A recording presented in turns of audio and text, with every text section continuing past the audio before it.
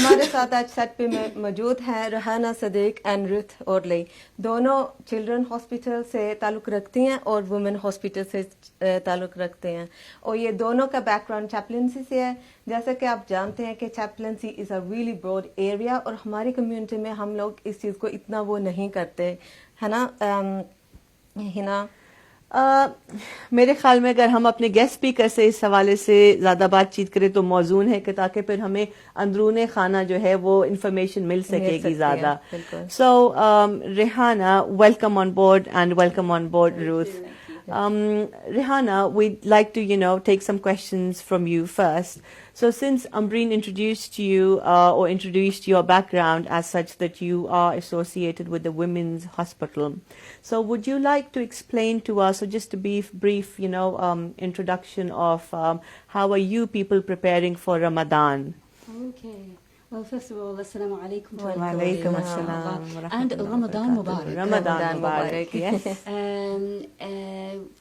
You asked me something about which I've just managed to do before I came running out here. Right, excellent. Doing things rather late, unfortunately, but I didn't manage to get out there yesterday. I packed 3 dates in little tiny packages. Right. Got a poster telling people Ramadan Mubarak, and that they are welcome to take the dates to break their fast tonight. Usually put a jug of water out as well, because you never know who's prepared and who's not prepared. Yeah, absolutely. And especially in a hospital, yeah. where there's a lot of trauma, there's a lot of anxiety, and people may be fasting, but they might not be thinking about themselves. And then suddenly they're thinking, oh gosh, it's nearly Maghrib time, and I need to break my fast. And they look for where the prayer room in the hospital is. So just outside, we put little packs of 3 dates in each pack, and I put a little label on each pack, reminding our Muslims about not leaving their girtakas, their stones, their date stones around, and making the carpet all sticky and whatnot. No, I didn't put that on the labels, but I did say, please kindly take away your rubbish with you. And the idea of putting them in the packet was that when they've broken their fast, they can actually put their sticky date stones inside the packet and then discard it into their bag or whatever to be able to throw away.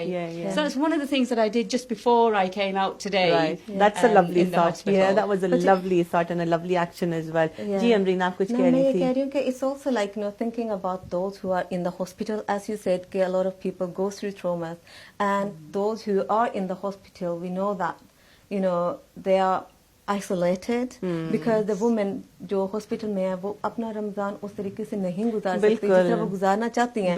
Like when we are home we prepare, even though if we are not fasting we do a lot of things for our families, for our communities, just giving some iftar for the neighbors, but those who are in the hospital, what do you well, for so many years, every Ramadan when I have visited women in the hospital, they feel a sense of missing out. Yeah, absolutely. And they know that it's perfectly valid within Islamic Sharia that it's okay for them to miss their fast if they're not able to do it. They're exempt if they're pregnant, or they've just had a baby, and they might be in their postnatal bleeding, so they wouldn't be fasting then anyway. Of course. So they know this is a position, and sometimes it's women who are actually having difficulties with pregnancy and are not coming in to have a baby.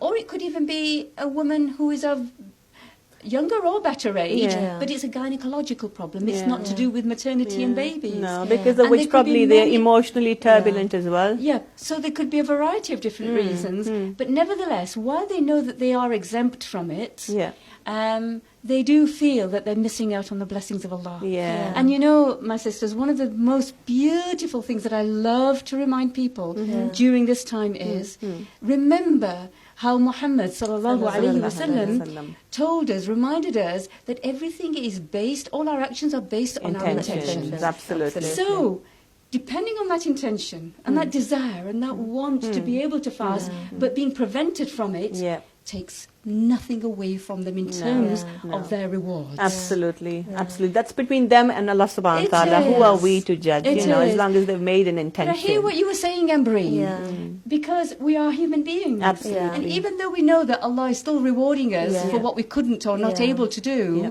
we still feel, oh my gosh, I could do more. I could be preparing the iftar for my family.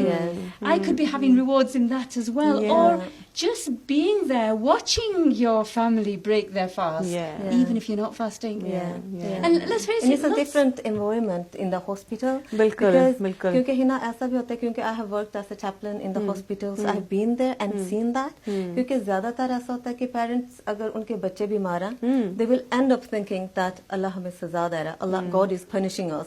I experienced that a lot in the children hospital.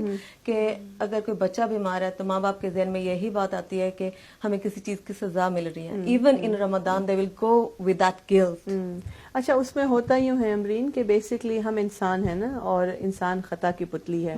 अगरचे कि कभी उनके जहन में इत्तफाकन गलती से ये ख्याल आ जाता है कि अल्लाह हमें सजा दे रहा है, तो हम सबको पता है कि अल्लाह सुब्हानहू तआला की जात तो गफूर रहीम है, वो किसी को सजा नहीं देता, और किसी को अगर आजमाता है तो उसकी सबर या उसके सहने से ज्यादा नहीं आजमाता. तो ये बेसिकली इमोशनली टर्बुलेंट फेज होता है, न सिर्फ मरीज के लिए बल्कि उसकी पूरी फैमिली के लिए जो कि वहां पर उनके साथ मौजूद होते हैं, अपने प्यारों की तकलीफ नहीं देख सकते, तो वो इमोशनली टर्बुलेंट होते हैं, जिसकी वजह से वो बेसिकली ब्रेक डाउन हो रहे होते हैं, और वो फिर उनके जहनों में इस किस्म के ख्यालात जो हैं वो आने शुरू हो जाते हैं. लेकिन वही बात है कि देखें जी, हमारे घर पे तो सहर सुहूर और अफ्तार के लिए हमारी टेबलें सजी हुई होती हैं, हर किस्म का जो है वो हमें गजा मुहैया, और हम उससे भरपूर फायदा उठाते हैं. मगर वो उठाते वक्त, वो गजा खाते वक्त हम ये नहीं सोचते हकीकतन कि वो लोग जो अस्पतालों में बीमार मौजूद हैं, होमलेस लोग हैं, या खवातीन हैं जो कि हॉस्टल्स में रहती हैं, उनको फैसिलिटेट करने के लिए किस किस्म के जो हमारे पास मौके मौजूद हैं, हम अपनी ज़ात के ज़रिए उनकी किस तरह से मदद कर सकते हैं.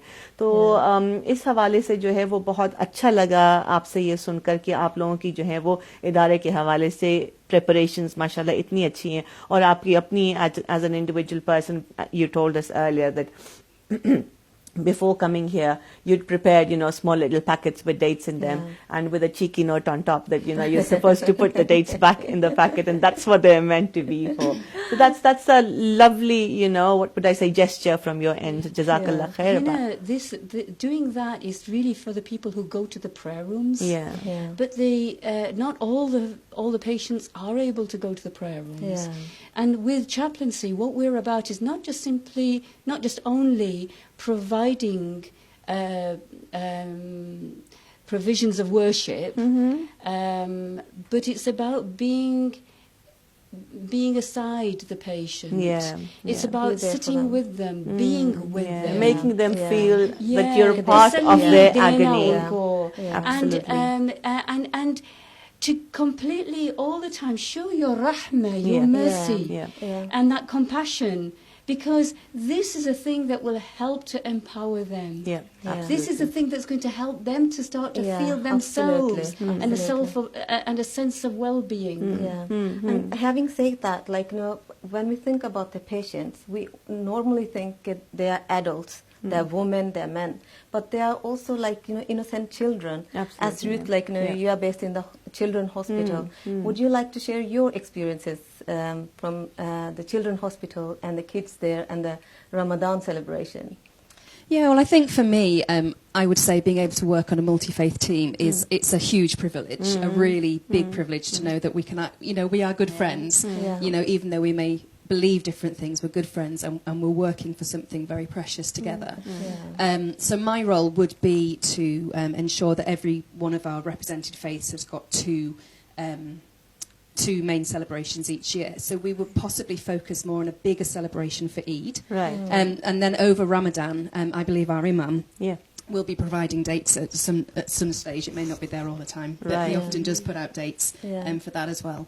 But, the communications of the hospital is also aware that it's Ramadan, so they've been liaising with us and sent out something on a generic email to everybody, wishing Ramadan Kareem Ramadan to our Kareem. staff, Yeah, and to remind those of us who may not be Muslim that this is a very special time for our Muslim Are you colleagues. still doing the fruit Yes, baskets? Eid, that's what we would because like to be able when I to was do. working in the children hospital, Yeah. every Ramadan, all the wards, they got this beautiful bucket with fruits and different cards and dates and I think the first time I saw that, I'd never seen so much fruit in my life. We just kind of, all hands on deck to prepare a nice basket for the wards. That is a good reflection, or demonstration, if you like, of Muslims being extremely hospitable.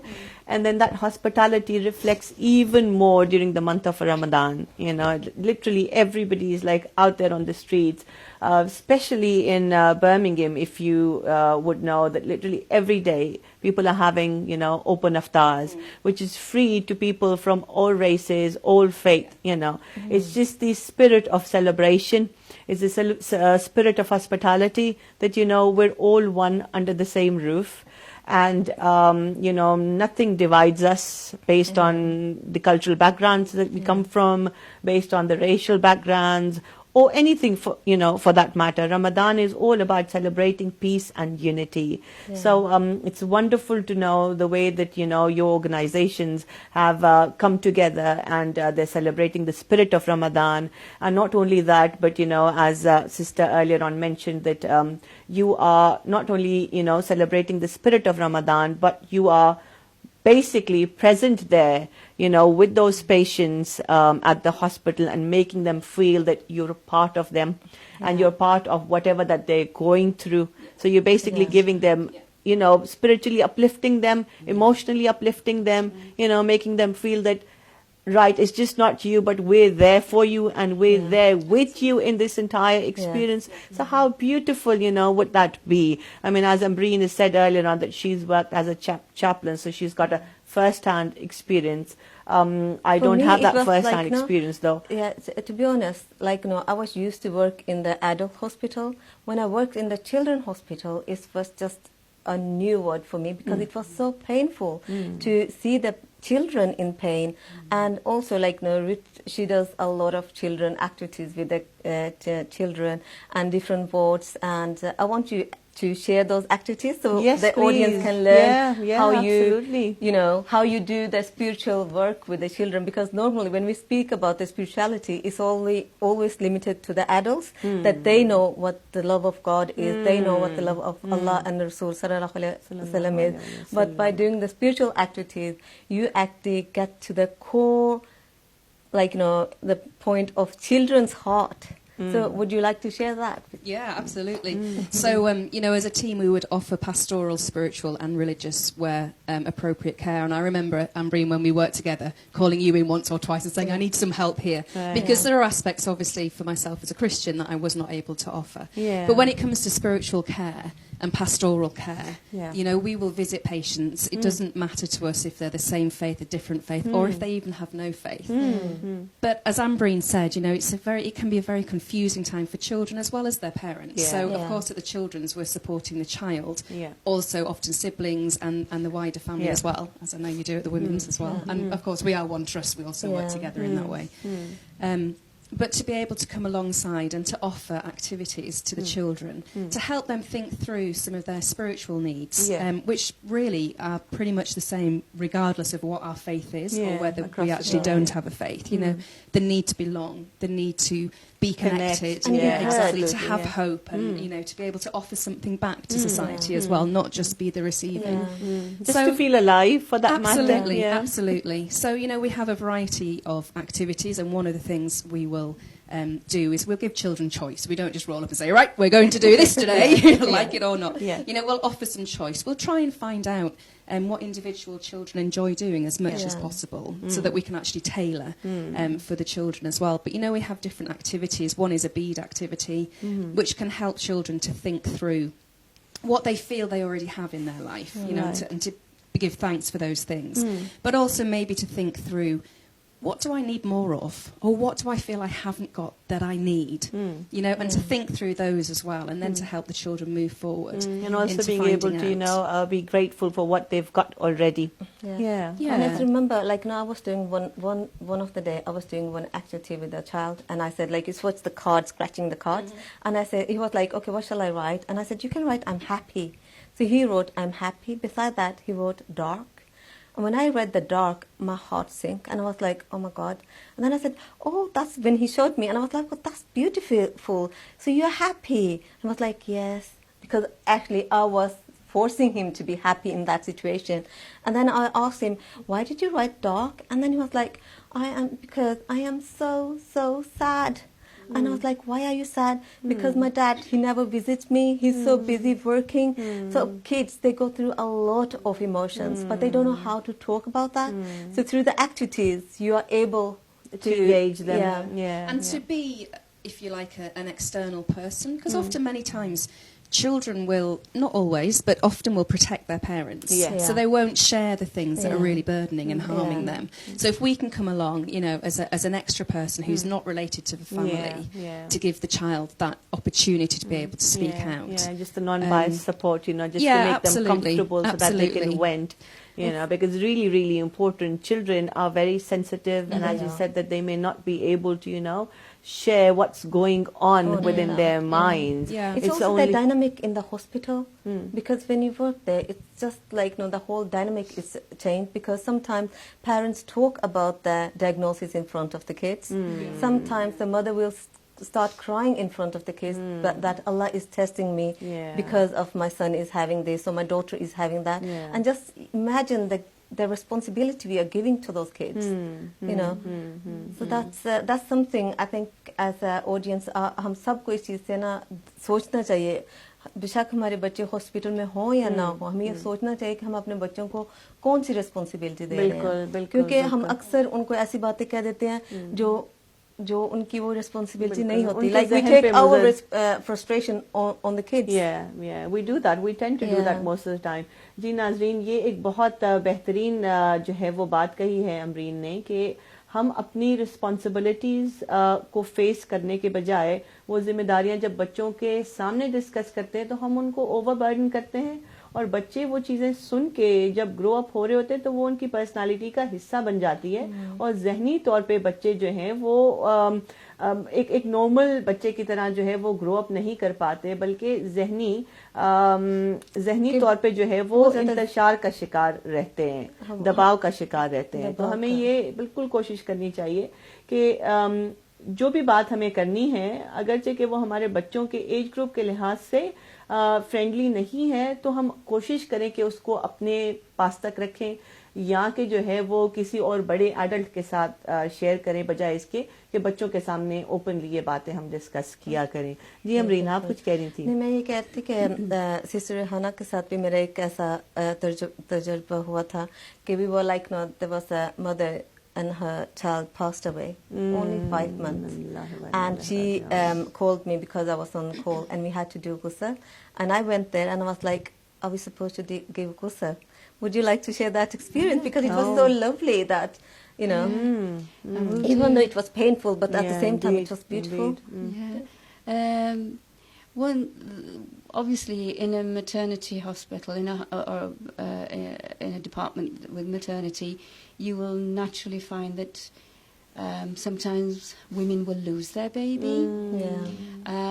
But sometimes also it could be a little baby on the neonatal unit that has been struggling for life. And we're hoping and we're praying that this baby is going to live and survive.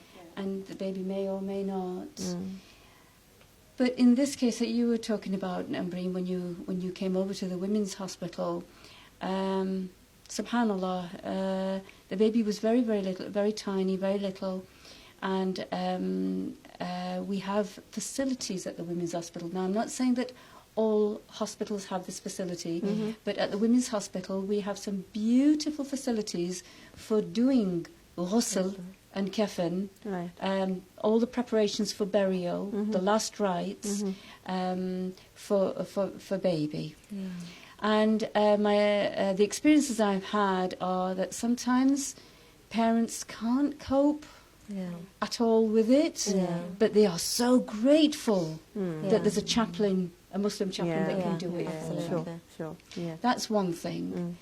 Other times, and we know also it is a sunnah, not a fard, but it is a sunnah for the nearest of kin to take part in the preparation of the last rites. Now, some mums can't do it at all. And I've got some stories, if you've got time and you want to hear them, I've got some stories of my experiences with dads. And how they, I will do. I'll just finish off answer your question first as well. And then other times it will be both of them, and sometimes it could be grandma as well, or uncle, aunt. Sometimes it's like that.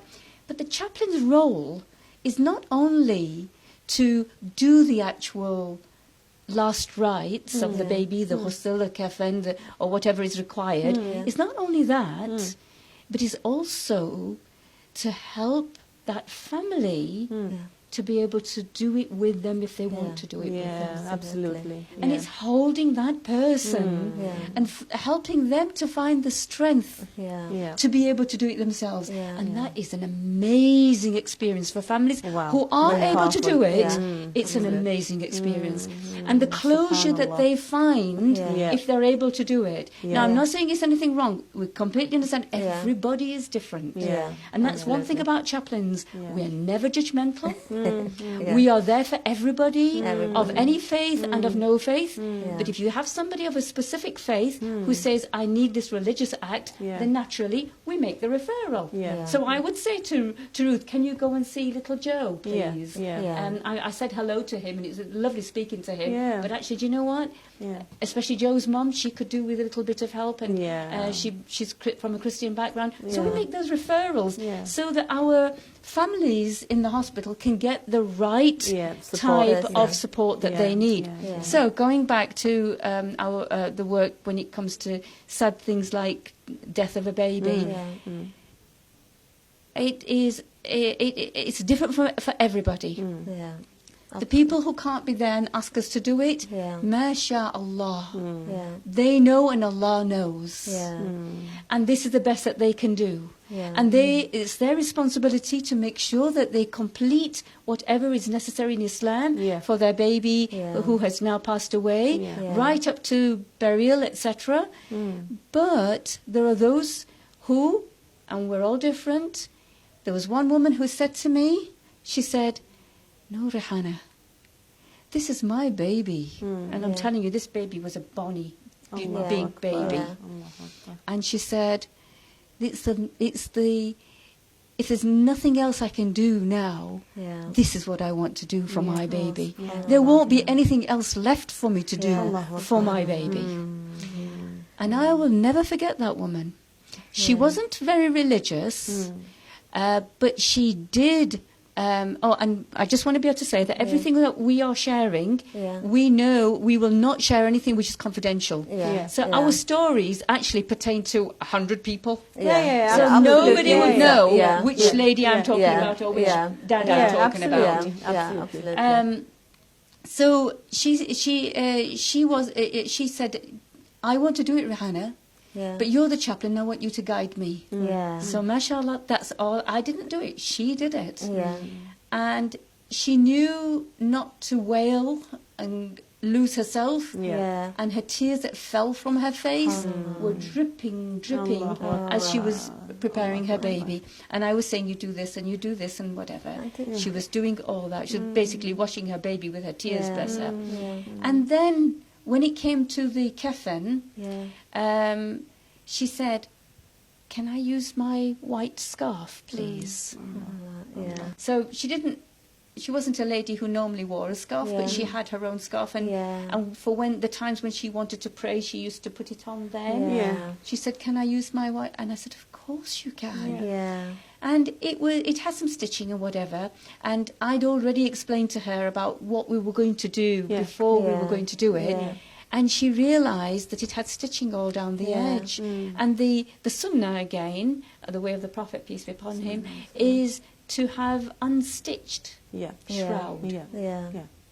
So I said, well, that's not a problem, it's big enough. Yeah. Let's just cut the edge. Yeah. So we just cut the edge and trimmed it so that Yeah. it was unsewn. Yeah.